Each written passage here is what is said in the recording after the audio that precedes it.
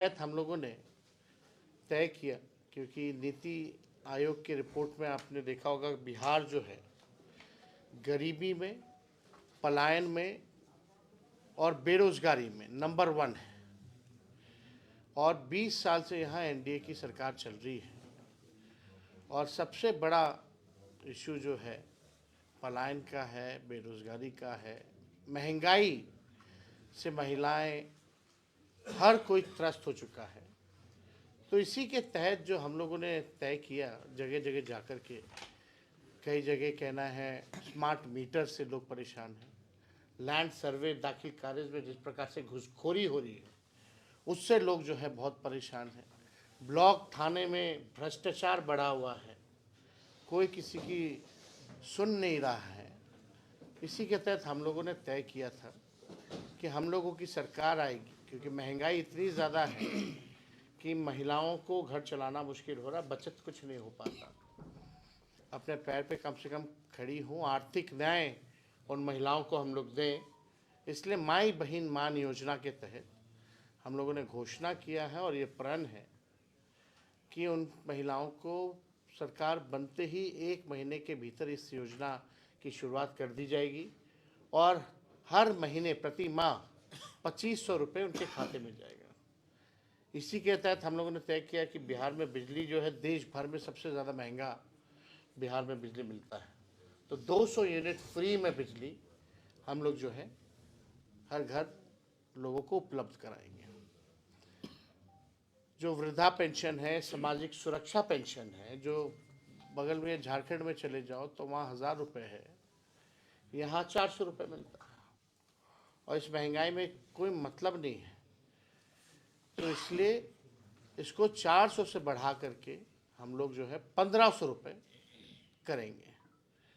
आप देखिएगा हम लोगों ने जो कहा है वो किया है। आज कहीं भी चुनाव होता है तो वहाँ नौकरी की बात की जाती है, बेरोजगारी की बात की जाती है,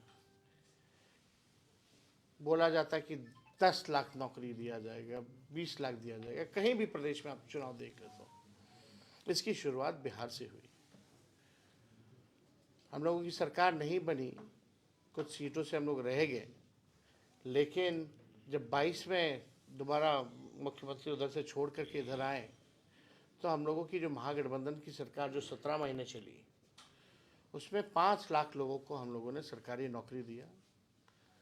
अभी जो बीपीएससी के जो परीक्षाएं वगैरह चल रही हैं उसी का 3.5 लाख प्रक्रियाधीन जो हम लोग करा के आए थे, जो बहालियाँ निकलने वाली थी, बीच में चाचा जी चले गए, ये वही बहालियाँ हैं। तो 3.5 लाख प्रक्रियाधीन, देश में पहले ऐसा कहीं नहीं हुआ कि गांधी मैदान जहां आज एनडीए की सरकार छात्रों पर लाठी मार रही है, लोगों के चेहरे में आंसू है, वही गांधी मैदान उस 17 महीनों में 3 महीने के भीतर बिना पेपर लीक हुए लोगों के हाथ में नियुक्ति पत्र वितरण हम लोगों ने किया।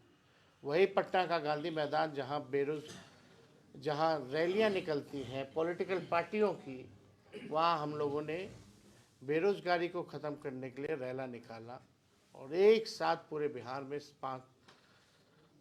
लगभग शिक्षक लोगों को लगभग 2 लाख के आसपास हम लोगों ने उस समय हम लोगों ने बांटने का काम किया नियुक्ति पत्र। अब उस समय हम लोगों ने आरक्षण की सीमा भी बढ़ाई 65% और 10% ईडब्ल्यूएस का, जो पूरे देश में कहीं नहीं था। जाति आधारित गणना हम लोगों ने कराया, IT policy, sports policy, tourism policy, ये हम लोग लेके आए। 20 साल से सरकार को खबर ही नहीं था कि आईटी पॉलिसी की भी ज़रूरत है, टूरिज्म पॉलिसी की भी ज़रूरत है, स्पोर्ट्स पॉलिसी की भी ज़रूरत है। जो पढ़ाई किया उसको भी हम लोगों ने नौकरी दिया 17 महीने में, और जो खेला कूदा, जो बिहार के लिए, देश के लिए जो मेडल लाया, उसको भी स्पोर्ट्स नीति के तहत हम लोगों ने डीएसपी तक हम लोगों ने उन 73 खिलाड़ियों को जिन लोगों ने मेडल लाया था उनको नौकरी देने का काम किया। ये प्रावधान है। समान काम समान वेतन के लिए लगातार कई सालों से नीतीश जी के राज में डंडे खा रहे थे नियोजित शिक्षक। 4.5 लाख नियोजित शिक्षकों को हम लोगों ने राजकीय कर्मी का दर्जा दिया। हम लोगों ने 50,000 करोड़ का निवेश बिहार में ला करके MOU साइन कराया। तो हम लोगों के 17 महीने के काल में जो काम हो रहा था, आज बीजेपी के दो उप मुख्यमंत्री को एक काम बता दो कि इन लोगों ने किया, एक बहाली नहीं निकली, और निकल भी रही है तो उसमें आप हालात देख सकते हैं क्या है। हमारे आने से पहले सरकार में पेपर लीक, जाने के बाद पेपर लीक, छात्र जो है आंदोलन कर रहे हैं, सरकार जो है लाठी चार्ज कर रही है, इस ठंड में अन्याय कर रही है लोगों के साथ। तो आप समझ सकते हैं कि बिहार में यहाँ कोई सरकार नाम की चीज़ नहीं रहेगी। ये इसलिए कहना पड़ रहा है क्योंकि माननीय मुख्यमंत्री जी मौन है। किसी भी गंभीर से गंभीर विषय पर मुख्यमंत्री बोलते नहीं है या बोलने नहीं दिया जा रहा। हमारे साथ तो खूब बतियाते थे, मीडिया से इंटरेक्ट करते थे। आज क्या परिस्थिति बन गई कि मुख्यमंत्री को हाईजैक कर लिया गया।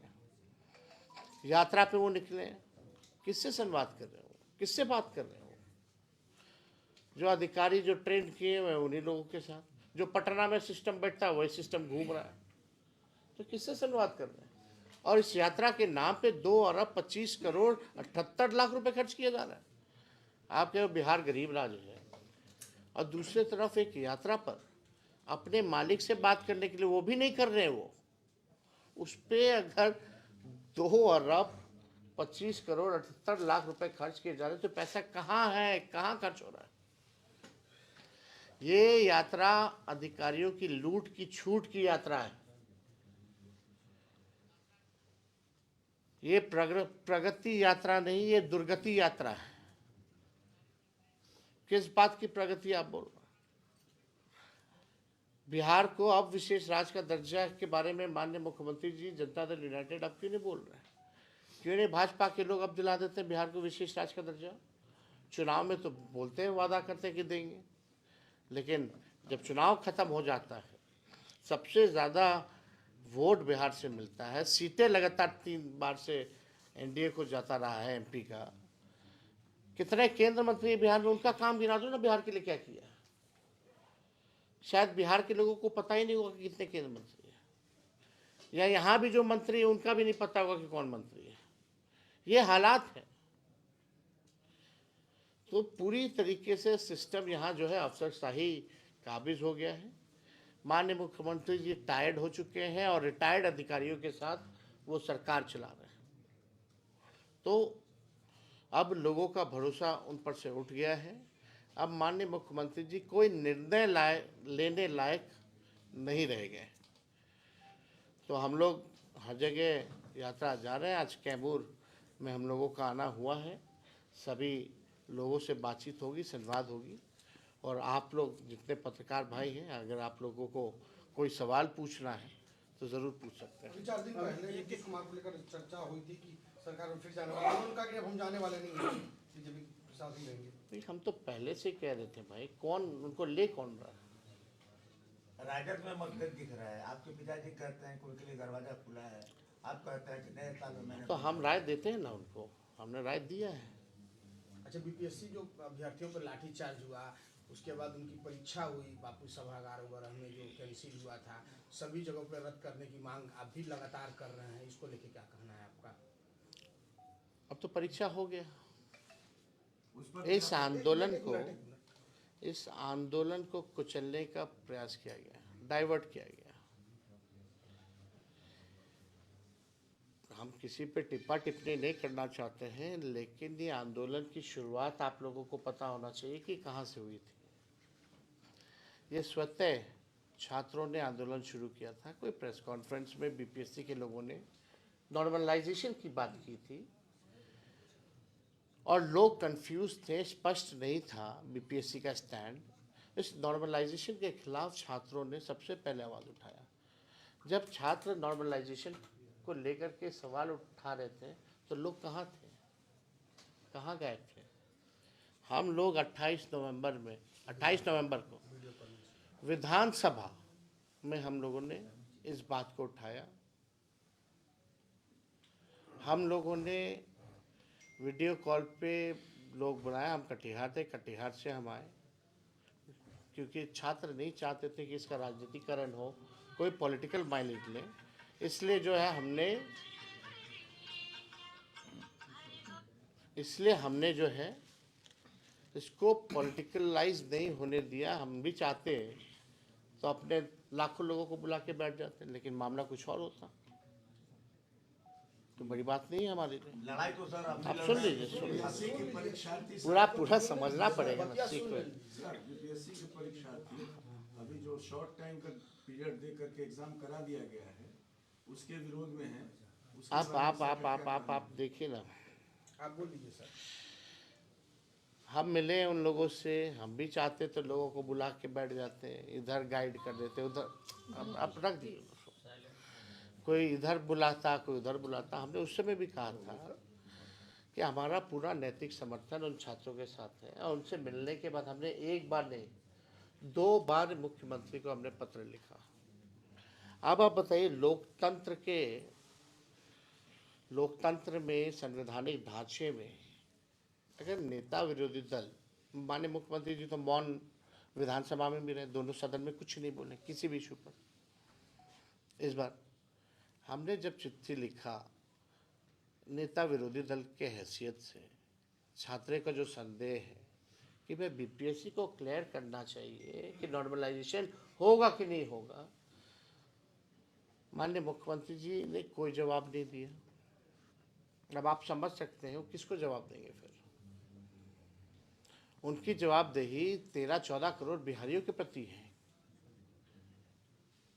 लेकिन अगर हम विपक्ष नेता होने के नाते अगर हम उनको चिट्ठी भेज रहे हैं तो उसका चिट्ठी का कोई जवाब भी नहीं, ना हो कोई अधिकारी भी लिख के भेजता उनकी तरफ से।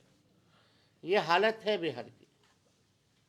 तो आप समझ जाइए, पिटाया लोग, डीएम साहब ने थप्पड़ भी मारा, उसके बाद शाम में बैठती है बीपीएससी और तय करती है कि नहीं भाई नॉर्मलाइजेशन तो अफवाह है।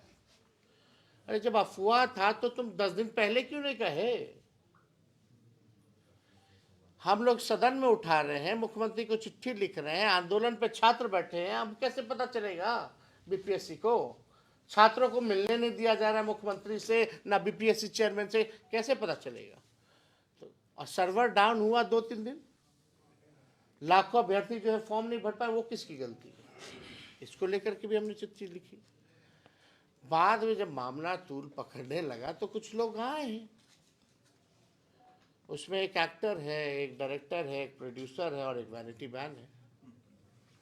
वो फिल्म दिखाया जा रहा, चल रहा। इसको तो हम इस पे ज़्यादा इन सब चीज़ों पे टिप्पा टिप्पणी नहीं करना चाहते हैं। तेजस्वी जी, ऐसा नहीं लग रहा कि प्रशांत किशोर ने पूरे मामले में जो राजनीतिक माइलेज लिया है उसमें आरजेडी पीछे खिसक गई, आरजेडी मैदान से बाहर हो गई और छात्र आंदोलन का लाभ प्रशांत किशोर को मिला है। वो एक नई चुनौती के रूप में पता नहीं किसको लाभ मिल रहा है नहीं मिल रहा है। ये तेजस्वी को लाभ उठाना, फलना को लाभ उठाने का आंदोलन नहीं है भाई। यही तो हम बात बोल रहे हैं। इसमें नुकसान किनका हुआ? छात्रों का हुआ। उसकी भरपाई कहाँ हुई है बताओ, और कौन करेगा उसकी भरपाई? जिन लोगों ने सर्वर डाउन होने के कारण अगर फॉर्म भर पाए तो उसकी भरपाई कौन करेगा? अरे भाई माइलेज उठाना होता तो हम तो कह ही रहे हैं, हम तो गांधी मैदान भर देते हैं। लेकिन छात्रों की असल मांग क्या थी कि कोई पॉलिटिकल पार्टी ना आए इसमें। और जहां कुछ लोग घुसे उसके बाद देखिए क्या आंदोलन को चला गया। कितने छात्र थे बैठे हुए उसमें, कौन लोग बैठे हुए थे?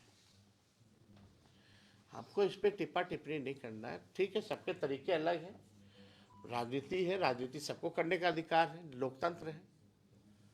अब भाजपा के जो प्रदेश अध्यक्ष हैं प्रशांत जायसवाल का एक बयान आया हुआ है कि अगर सरकार इस पे विचार कर रही है, अभी कोई निर्णय नहीं हुआ है, बीपीएससी जो परीक्षा हुआ है, अभी सरकार इस पे विचार कर रही है। अब विपक्ष के पास कोई मुद्दा नहीं बचा हुआ है। सरकार है कहाँ? सरकार है कहाँ? खुद मंत्री हैं। उनसे पूछिए, अगर नेता विरोधी दल चिट्ठी लिखे तो सरकार को जवाब तो देना चाहिए। है कहाँ भाई सरकार? किसका जवाब देंगे वो? कौन क्या कह रहा है? जो मंत्री लोग का कोई वैल्यू है नीतीश जी के राज्य में? बीपीएससी अनशन के दौरान आपका कहना स्पष्ट है कि छात्र का आंदोलन नहीं रहा, ये सिर्फ एक पार्टी का आंदोलन बन के रहा। हाईजैक किया गया, इस आंदोलन को कुचलने का प्रयास किया गया, लाठी छात्रों ने खाया, डंडे छात्रों ने खाए, एफआईआर उन पे हुआ, कई लोग छात्र जेल गए। तो इसमें एक्टर कौन है थोड़ा सा बताइए। तो आप सब समझ, अब इसमें अब बाप रे बाप, आप नहीं समझिएगा तो कौन समझेगा? सर अभी आपने कहा कि 200 यूनिट हम फ्री देंगे बिजली, लेकिन स्मार्ट मीटर आपके सरकार में रहते लगाया जा रहा था, आपने विरोध नहीं किया, आज क्यों? देखिए, जो फीडबैक आया उसके अनुसार हम लोगों ने किया है। और ये स्मार्ट मीटर का तो बहुत पहले से चलता आता है, हमारी सरकार से पहले से, कोई हमारे सरकार का निर्णय नहीं, ये पहले से जो था योजना वो लाई गई थी, इम्प्लीमेंटेशन अब हुआ। अभी भी अगर आप देखें तो बहुत सारे ऐसे ज़िले हैं जहाँ नहीं लग पाया है। तो जो फीडबैक आया है, जो बिजलियों में, क्योंकि स्मार्ट मीटर को लेकर के यही कहा जा रहा था कि ये प्रीपेड है, रिचार्ज करा जाएगा, इसमें लोगों का बचत होगा, लेकिन ठीक उल्टा हो रहा है। अखिलेश बैठ जाइए आप। ईडब्ल्यूएस पर आप कह रहे हैं कि मैंने 10 मिनट पहले बताया था कि पहले आपका था ईडब्ल्यूएस का विरोध किया था, अभी आपका तत्काल स्टैंड क्या है ईडब्ल्यूएस के? हम लोगों ने विरोध नहीं किया था, यही बात समझने की जरूरत है। उस समय भी हम लोगों ने एक चीज़ मांगा था कि जो भी ईडब्ल्यूएस में जो भी गरीब लोग हैं उन लोगों के लिए भी एक कोटा होना चाहिए उसी में विदिन।